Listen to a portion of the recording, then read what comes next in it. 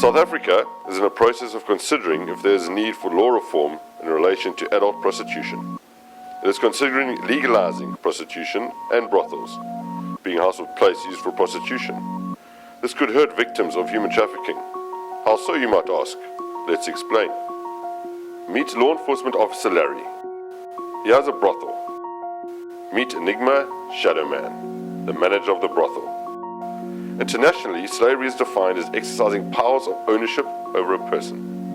Enigma does that and sells them to guys who buy them. Meet Cindy, Blessing and Mercy, victims of human trafficking.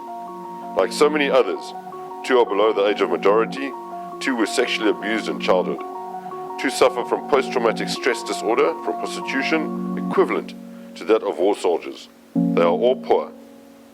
The constant abuse causes them to disassociate themselves from themselves and the world in order to survive.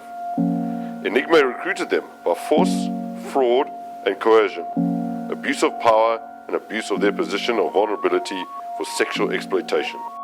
They want to leave prostitution but feel they can't or don't know how. They are slaves.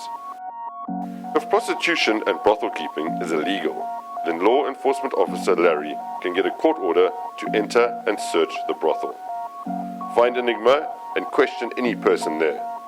Once inside, he can find and free Cindy, Blessing and Mercy.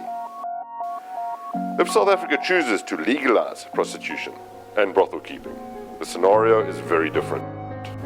Law Enforcement Officer Larry won't be able to enter and search the brothel because prostitution and brothel keeping will be legal.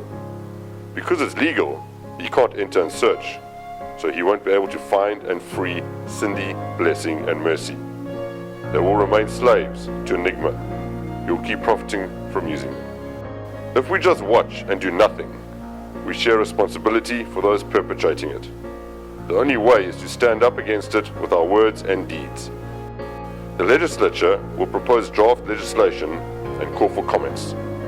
They take comments seriously and make a note of each one. Decide today that you will be a voice for the voiceless and write your comment and send it in. It will only take a few minutes. Stand up for those who are afraid to stand up for themselves. Let them know that they are worth fighting for, and there's a choice. Slavery should be a thing of the past, not the present. Once law is passed, it's too late. One choice can change a life. Some things should not be sold.